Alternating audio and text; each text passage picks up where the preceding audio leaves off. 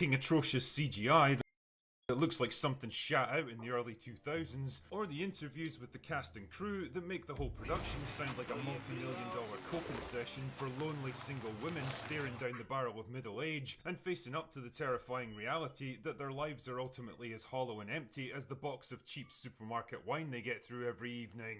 Still, hope shines eternal when you're a YouTube movie critic. Yeah, maybe we're not going to get gripping, hard-hitting storylines and compelling characters like we've had in none of the other MCU shows on Disney Plus, but what the show does promise us is laughter. Lots of laughter. Because according to the advertising, She-Hulk is a hilarious legal comedy told from a female perspective. Kind of like Ally McBeal meets Sex and the City with an actual superhero magic thrown in. A show that's all about the everyday reality of just being a regular person who's a crazy mixed up world.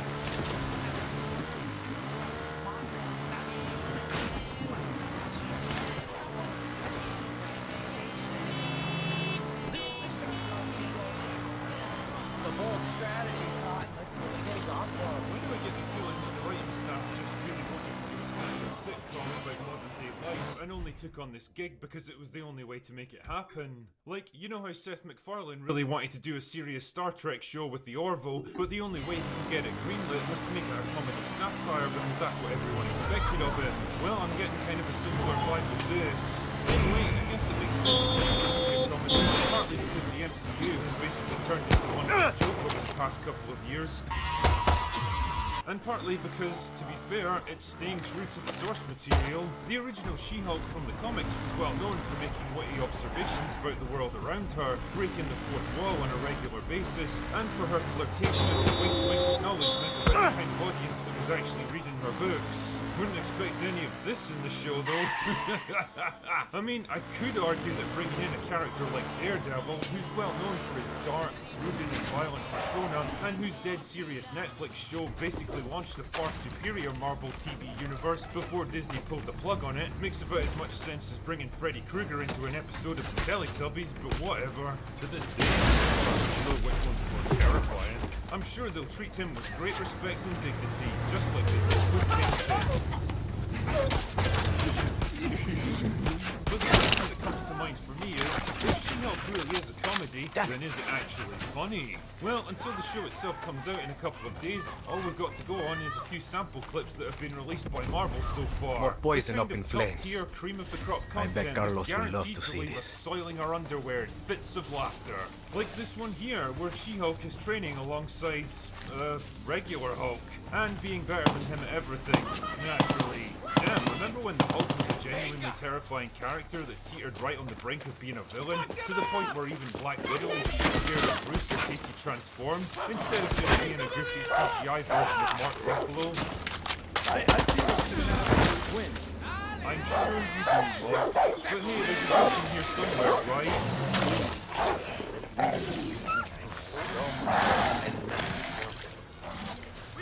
Wait, what? What's the point of drinking alcohol if you can't actually get drunk from it? Do you really think people like me drink massive amounts of it every day just because it tastes nice? Not a great point. But not to worry, that clip got released a couple of days ago. This is serving as an open season for the show, and it's a car crash. I'm sure there's some kind of symbolic meaning to that. Anyway, Jen and Bruce are taking a car ride together, and it made me chuckle the moment I saw Mark Ruffalo's face, because I could practically picture what was going on in his mind. Just smile and do the scene, Mark, so we can get the fuck out of here. To be fair, this is the kind of face that I'd probably have if I had to spend a long car journey listening to banter from Jennifer Walters. Now I have to admit, given the context of this show and the people writing it, I did wonder how long it was going to be before they started taking pot shots at established Marvel heroes, and as it turns out, not too long at all. Today's object of mockery is Steve Rogers. Why does there seem to be this weird effort to tear down Captain America in these Marvel TV shows? Like Falcon and the Winter Soldier already had a good crack at making him out to be a selfish asshole for passing on his shield to Sam without acknowledging his privilege and apologising for his own existence. How dare he? But it always makes me laugh because if he passed it to Bucky instead, then he'd have been accused of racism for overlooking the far more deserving black man. It must be great fun playing a game where every possible move results in failure. Anyway, I'm digressing here. Let me get back to Jen and her scintillating banter. So, back to what I was saying before. Please, Jen, enlighten us. Steve Rogers did not have a girlfriend before he went into the service. That's right, he didn't, because he didn't look like this. And as a result, he was probably passed over by a lot of shallow, self-absorbed arseholes who would prefer to judge a man's worth based on how he looks and how much money he makes. But then again, Steve got turned into Captain America, saved the world on countless occasions, and got to spend the rest of his days with the love of his life before finally passing on the torch to a new generation, a fulfilled man facing the end of a long and happy life with peace, dignity, and acceptance. While people like you, on the other hand, get to cry yourself to sleep every night after spending another evening alone on the couch with a bottle of wine and a rerun of Sex and the City. Who lived the more worthwhile life, I wonder? From that moment on, a symbol of America, he is rushed to the front lines, he becomes a war hero. Now, I don't know, man. If you'd watched the movie, then you'd probably know that Steve was actually used as a celebrity performer and propaganda symbol for quite some time before actually seeing combat. And I'm no expert here, but I'm pretty sure more than a few of these dancing girls got a welcome injection of patriotism between shows, if you catch my drift. What are you doing? What's your problem? Isn't it annoying when screenwriters do nothing but rehash previously known information just to fill in time? Obviously, Captain America wasn't first.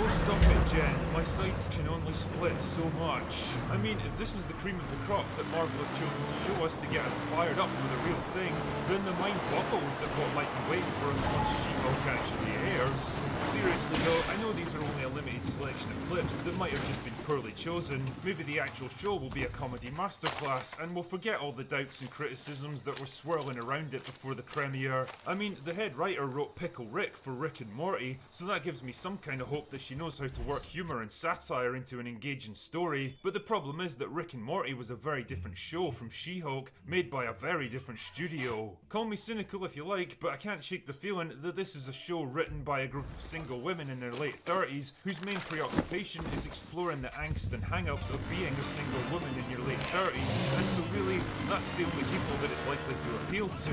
I mean, that's perfectly fine by me. There's nothing wrong with targeting specific demographics and making products designed to appeal to them, but if that's the case, I can't wait for Marvel to start making shows designed to appeal to heterosexual men who enjoy seeing kick-ass heroes, guns, action, explosions, and hot women. But of course, we know that'll never happen. Either way, I guess we'll find out one way or another in a couple of days when the show airs. Can't say I'm exactly waiting with bated breath, though. Anyway, that's all I've got for today. Go away now.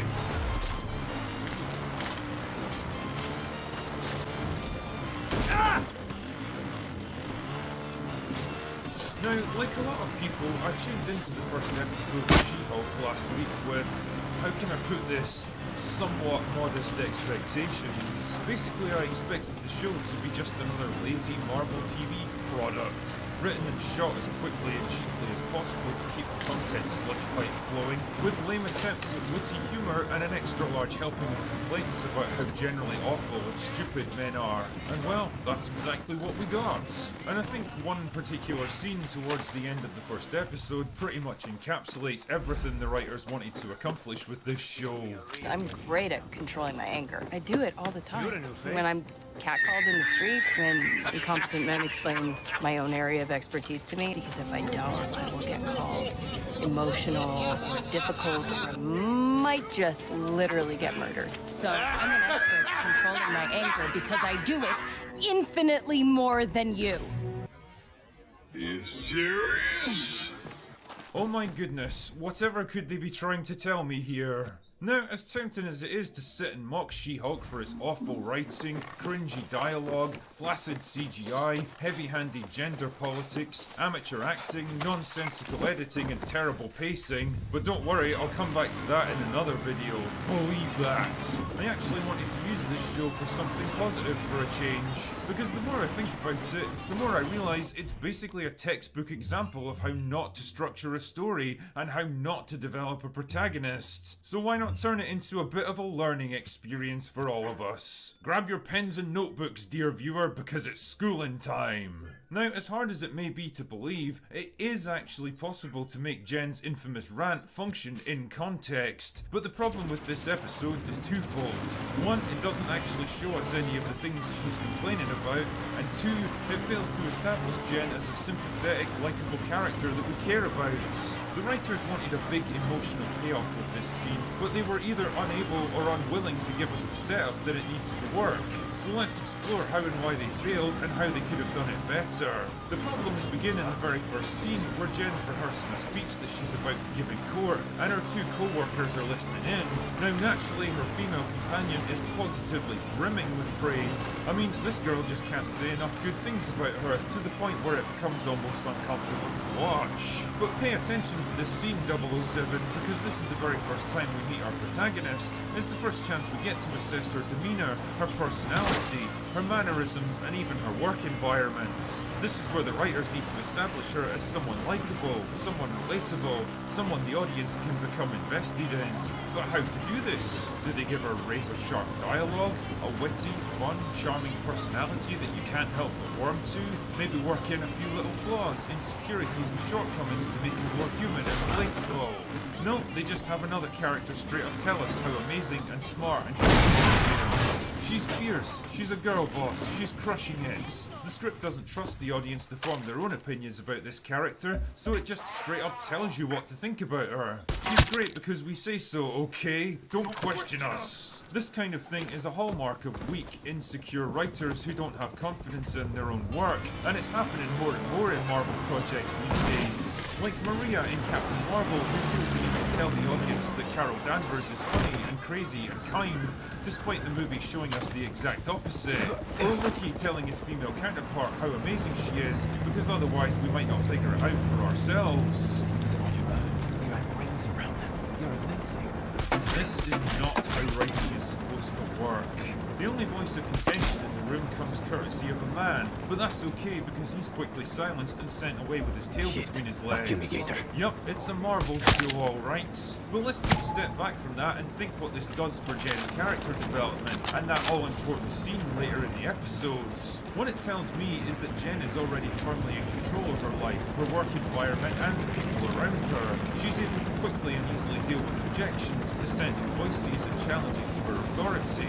That's a good thing, right? Well, not really. Keep in mind the conversation later in the episode was complained about men constantly questioning her judgment, holding her back, and generally making her life so difficult that she has to constantly hold in the rage that builds inside her. That's telling us one thing, but the episode itself is showing us the exact opposite. She easily deflects her male colleague's doubts and sends him on his way without the least difficulty, and there's no indication that she's even particularly bothered by it. If anything, she seems mildly amused by the whole thing. She just blows him off and then gets right back to being showered with praise and adoration.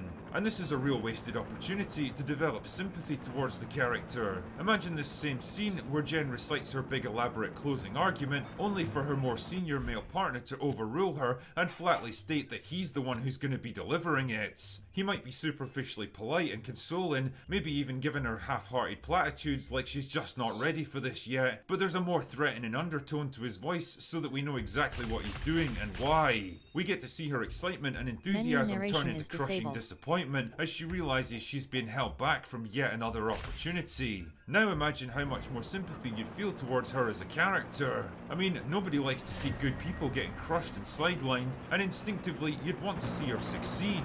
Now imagine how much more impact her rant later in the episode would have if we actually saw the negative impact of what she describes. But no, the writers were so desperate to have their first girl boss moment right off the bat that they had to make this a quick and easy victory for Jennifer. The scene feels more like them projecting their own personal gripes, frustrations and hang-ups, followed by the fantasy resolution they wish they could have had themselves, rather than a logical component of a bigger narrative. It was more important for them to score a quick, ego-stroking win rather than take the smarter option that would deliver bigger and more satisfying payoffs later. And unfortunately, that's a common thread in this show.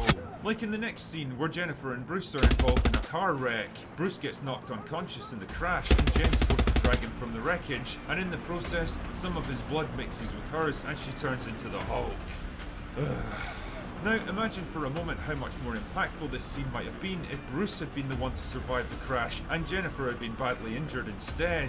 So bad, in fact, that conventional medical science could do nothing more for her. Faced with a difficult choice, Bruce reluctantly gives her a blood transfusion, saving her life at the cost of her humanity by turning her into a Hulk. That would open up a lot of pretty interesting possibilities for their relationship. On the one hand, Jennifer would be rightly pissed that Bruce performed an invasive and life-altering medical procedure without her consent, and now she has to live with the long-term consequences. And on the other, you could have Bruce racked with guilt that he basically ruined her life, but also defiant because he ultimately took the difficult decision needing to keep her alive. That could result in a lot of conflict, but also a lot of very emotionally satisfying scenes between the two of them. But all of that can require time and effort to develop, probably over multiple episodes, and it's all just so much work. It would also mean putting their protagonist at a bit of a disadvantage, albeit temporarily, and needing the help of a man to get her out of trouble. And that's not allowed in modern Marvel writing because it goes against the rules. They couldn't have their creation lying helpless and injured on the ground. They were repulsed at the idea of a strong man pulling her from the wreckage and making important decisions about her future without her inputs. And so, just like the opening scene that could have been the setup for a satisfying emotional payoff later, they instead took the short-sighted option and went for a quick, easy and cheap win. Of course Jen doesn't need Bruce's help. Of course she wrenches a buckled car door open, despite that being almost impossible for any human without heavy cutting equipment. Of course she carries him away from the wreck, despite him weighing 50 or 60 pounds more than her. She's awesome, she's a boss, she's killing it like she always does. And it's not this weak, dumb man's injured body that she happens to get some of his blood on her. What a selfish arsehole. Anyway, so she hulks out and wakes up sometime later in the bushes outside a bar in the middle of nowhere, and after staggering into the bathroom, she immediately finds a group of comic up women who slather her with makeup, cheap clothes and send her on her way, only for her to run into a group of evil men outside. I mean, I assume they're evil because that's clearly what the writer wants us to think. The problem is that they don't really do anything all that bad. I mean, they show some mild interest in Jen, who's clearly not interested, and when they persist, she hulks up and almost kills all of them. And it's only the intervention of Bruce at the last second that saves their lives. And that's it. The big payoff here is Jen scaring the crap out of a bunch of dude bros who normally would have been scary and intimidating to her, and whose only real crime was being a bit too forwards. Now, take a moment to think about this for what it really is, a logical building block of a larger story. Think about how much more impactful this might have been if it had happened earlier in the episode, before Jen's transformation. Imagine she was making her way home after a shitty day at the office, like, for example, getting passed over for a big court case. Drunken assholes who start harassing her. At first she tries to ignore them, then she politely declines their advances, but still they keep it up, getting more surly and abusive as the scene continues. We get to see and feel her growing panic and anger, and how hard she has to struggle to keep from losing her temper. And by the time they finally get bored and leave her alone, she's exhausted and upset poison from the up in ordeal. flames. Think how much more we would I bet empathise Carlos with will her love to then, see and this. how much more impact that big emotional payoff at the end of the episode would have had.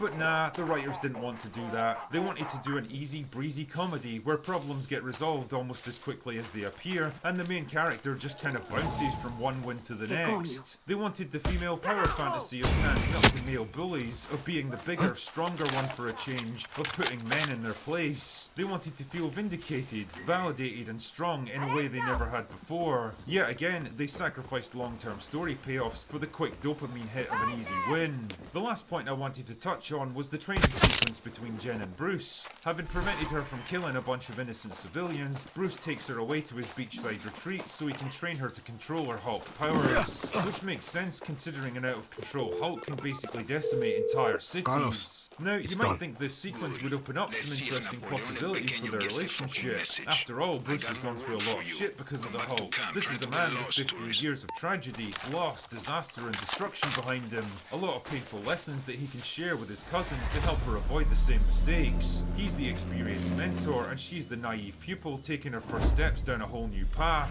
Instead, what we get are some quippy jokes that mock the Hulk and everything Bruce has gone through, and a montage whose only purpose is to show that Jen is apparently better than Bruce in every way. She immediately excels in almost every activity, is Bruce's equal or even his better in every competitive event, and on the one occasion where he demonstrates superior strength, she openly mocks him for being goaded into showing off. It's just that toxic male pride talking, I guess. Which is really weird because she's literally mocking him for being stronger than her when she was literally celebrating for being stronger than him seconds earlier. I guess it's okay when women do it. Actually, now that I think about it, that should pretty much be the slogan for the MCU at this point. But more importantly, it yet again blows another perfect chance to have some kind of meaningful character development between the two of them. Bruce has got nothing to teach her, no lessons to impart, and no wisdom to pass on. It's all just as shallow, insincere, and meaningless as, well, basically every single moment of Thor: Love and Thunder. The only purpose of this segment is to bring us to that all-important emotional payoff. Now, just imagine how impactful that whole scene would have been if the writers had done everything I've suggested in this video. But they didn't. Just like the toxic male lawyer, just like the car crash, just like the drunk guys outside the bar, this episode is all about having Jen breeze through every situation with absolutely no difficulty. It's all about the easy wins, the cheap dopamine hit, the constant search for validation and ego stroking. What you ultimately end up with is less of a story with properly constructed setup leading to satisfying payoffs, and more of a kind of group therapy session. A chance for the writers to project all of their hang-ups and gripes and petty first world frustrations onto a bunch of on-screen strawmen that can be quickly and easily knocked down by their idealized self-insert persona. It's not about telling an interesting story or faithfully adapting the source material. It's about them. It's about making them feel better, stroking their egos, validating their life choices. It's weak, cheap, selfish writing from people who either can't or don't want to produce anything better. But hey, if you've got any interest at all in the business of storytelling, then She-Hulk is basically a perfect example of what not to do. And that being the case, maybe it does have a useful purpose after all. Now, since I've spent so long talking about writing, that's a segue into this neat bit of self-promotion. See, it turns out that my new novel, Dark Harvest, is now available to buy from all good shops, and a few shit ones. I believe in practicing what you preach, and instead of sitting on my arse bitching about stuff that other people have made, I like to throw my own hat in the ring and see what I'm capable of making. And if by chance you're interested in picking up a copy, it really helps support my work, so I'll leave a link in the description. Anyway, that's all I've got for today. Go away now.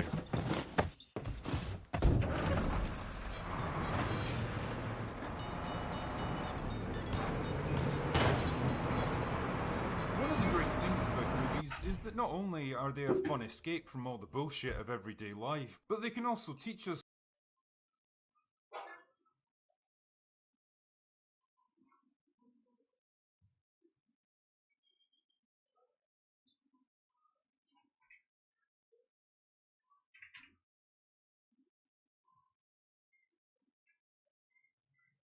He faints because his bloody blood machine ain't working properly, so Morb dude fixes it with the spring of a pen, and their doctor dude's like, "Damn, you smart. I'm gonna send you to a fancy school in New York for fancy smart people." He doesn't talk like that.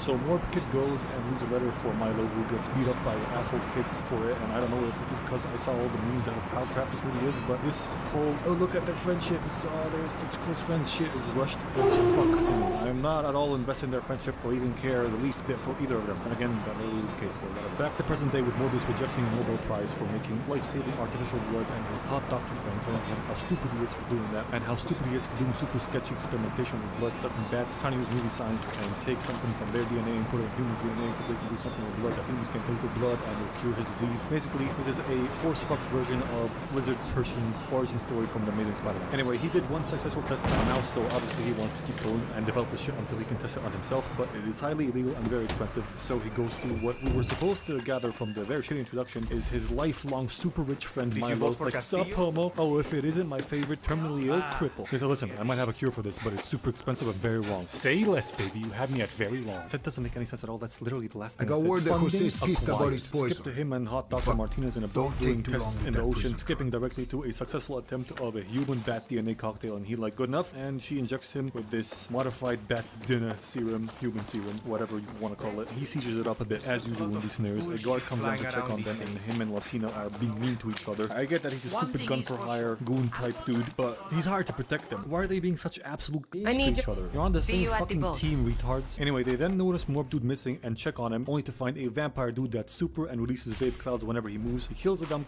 other guards come in and knock out Martina, so he kills everyone on the ship except for Martina, obviously, and drains their bodies of their sweet red vampire Gatorade. Then turns back to a normal human, except he's buff now and sees what he did on all the security cameras and can't remember any of it because it's like he passed out. Shit, calls for help, SOS, Carlos wanted a prison stuff, truck. takes the Not bat this serum piece of stuff shit. and jumps ship. And once the big boat is found, Tyrese and Dorkman are the detectives on the case and exclaim how weird this is. Then we switch over to a time with Martina in the hospital and Jared fucking around, finding out he has to keep drinking bread or else he'll get weak again and or lose control and go on a sucking spree. It's unclear, honestly. The movie makes a shitty job of explaining this. So he tops himself up with his fake manufactured blood, fucks around a bit more to discover his powers a bit more, and he finds out that he's one with the bats, sort of, and he has echolocation that he tests out by bouncing a ball.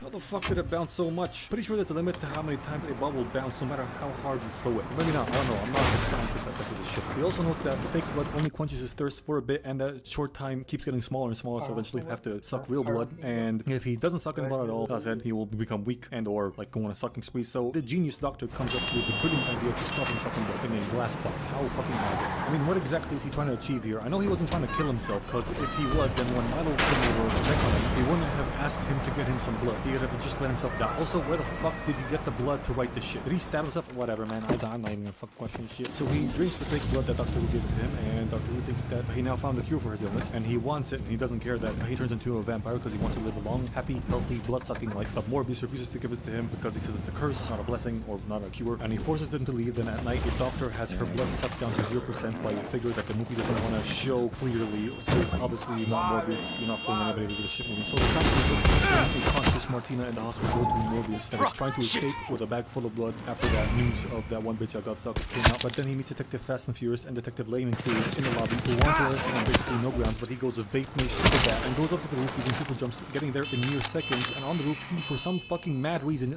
leaves the bag. I don't know why he does this, but he leaves the bag, and then some vape clouds push him or something. I don't know what these are. The movie never explained this shit, by the way. And Tyrese shows up once again, showcasing the raw capabilities of super fast 200-mile-an-hour movie elevators, and arrests him. And now in the detention complex, which is just a fancy way to say jail, they're charging him for the murder of that doctor in that hallway, or nurse, as it were. She's a nurse, I think. He starts to get thirsty, then Milo visits him, dropping off some real blood that the guards somehow do not see, and he leaves without his cane, limp, fading away as he walks away, which is stupid. He took the bat serum and fucking became a vampire. It doesn't take a genius to figure that out. We're not deciphering the Rosetta Stone here. It's not that big of a mystery, no matter how hard the movie tries to make it feel like it is. But that's not what's bothering me. What's bothering me is that he only faked the limp and the illness for Morbius. This twat has no need to keep faking it as he's walking away and have it fade away. This was only done for movie suspense, which there is none of, but who cares, whatever. Mikey connects the oh-so-elusive dots, drinks the wet Gatorade, and Morb's out of his cell to find and confront Milo, who just killed a civilian. Then they argue, see, obviously Dr. Who killed this man, and he doesn't want to turn back into a normal guy, thinking this is great, not a curse, that they're not monsters, but Morb obviously thinks the opposite, and he wants to reverse the shit. Milo tries to leave, but Morb dude stops him. They end up fighting in the subway, with Milo killing a few cops, so Morb starts walking away from him,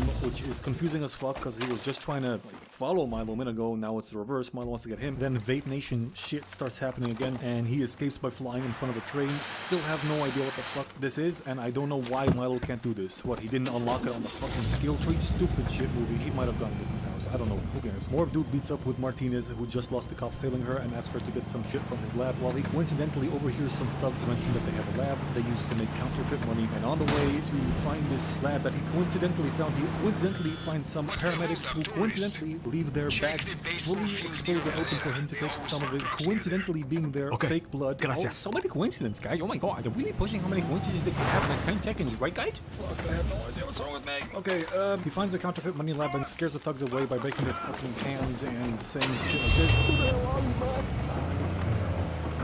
No, you're not. You're a vamp piece of shit. Next, we hop over to Milo, dancing and flexing, getting dressed between various inconsistent stages of getting dressed. Because look, gardening shirt, tie on, blazer on, open, untucked shirt, still putting it on, except a tucked shirt, buttoned up, tie on. Now suddenly he's tying the tie again with an untucked shirt. Yeah, he could be doing everything because that's That's what you do when you get dressed. And this probably wasn't worth mentioning, but fuck you. It's my channel and I do what I want. He then feasts on a few dudes and surprises Martina in Mike's old lab asking for his location. She successfully lies to her teeth, then goes to help Michael find a way, reverse their vampiness. Then Mouse sex it up on the roof of his building, which is another stupid relationship nobody had a single nickel invested in, but whatever. Milo is watching them because he clearly didn't believe he followed her, and he does nothing. And we cut to the cops movie, which is perplexing because we know that he knows Morbius is working on the serum to reverse their vampireness, and he wants to stop him. But only later does he do anything about this. Why? Explain to me! This is on Camp No Good for the dumbest fuckadoodle wang shit I've ever seen in my entire life. Whatever. Cops though. Cops. Let's move on to the cops. Who have CCTV footage of Milo fucking sucking off 3 dudes in a parking lot. The vampire type of sucking off, not the other one. Which fucking old doctor guy, you know the one who was taking care of them when we were kids, saw on the news. So he went over to Milo, who can't sleep, and he figures out that he's a vampire and he wants him to stop this and be normal. Milo disapproves of his disapproval and injures him. Then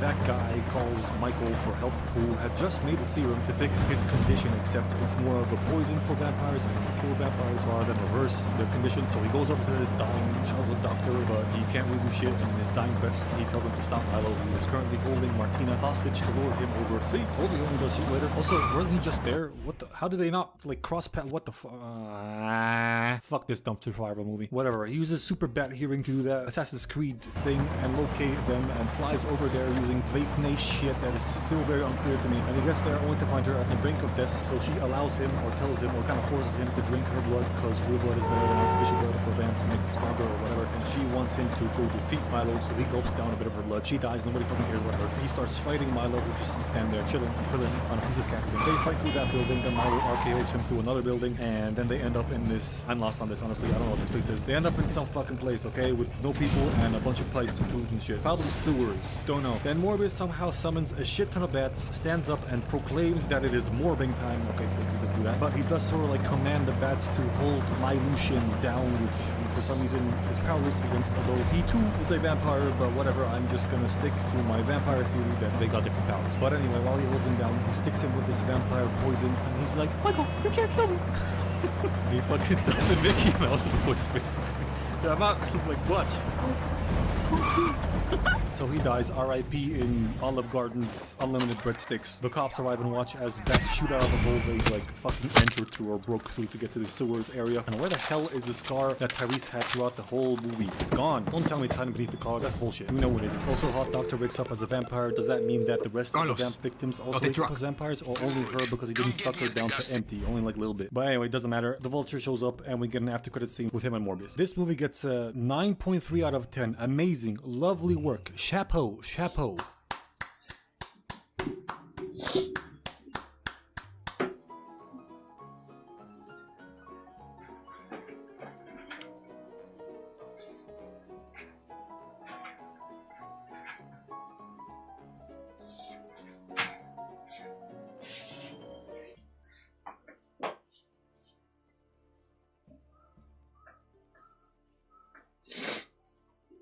Welcome to Pirates of the Caribbean Curse of the Black Pearl. Now this is one of those movies with lots of info, so as usual, big data board time. Characters. First, Captain Jack Sparrow, who is in a state of permanent drunkenness. Used to be the captain of the Black Pearl and got backstabbed by his first mate 10 years ago and left marooned on an island with a single pistol, with a single bullet. Barbara Badosa used to be Jack's first mate, so I'm sure you can fill in the blanks. But additionally, he and his now crew of the Black Pearl, because he's the captain now, are cursed. William Turner, son of Billiam Turner. He's a common bitch, but important because they need his blood to break the curse, which I'll explain more about later. He also loves Miss Elizabeth Swan, which is an uncommon bitch. She's quite adventurous and the governor's kid. Corridor No Ringtone, who is kind of an unimportant. All you need to know is that he's a commodore in the Navy, Army, what have you, and he wants to marry Elizabeth Longneck Waterbird. Now some other shit you need to know, the Black Pearl, which is the fastest ship in the sea, and its curse, which is kind of an inaccurate name here because it's actually the curse of the Aztec gold. That are 882 pieces of gold cursed by some dickheads, where whoever stole them becomes a non-dying human that turns into a decomposed corpse under the moonlight. And the only way to undo this curse is to return all the pieces to the chest it came from and sacrifice some blood on that gold. And for some reason, if you steal the gold as a group, everybody in that group has to leak his blood on the piece of gold he stole. If not, if there's like one person that didn't do it, they're all still fucked, which is kind of what is happening with the Curse of the Black Pearl. They're all still fucked because one guy didn't do it, which is Billiam Turner. That's all you need to know for now. Beginning with the moving picture, we join in with little Miss Swan on a boat ride to the land of Eng, or actually it might be from England because they're going to the Caribbean.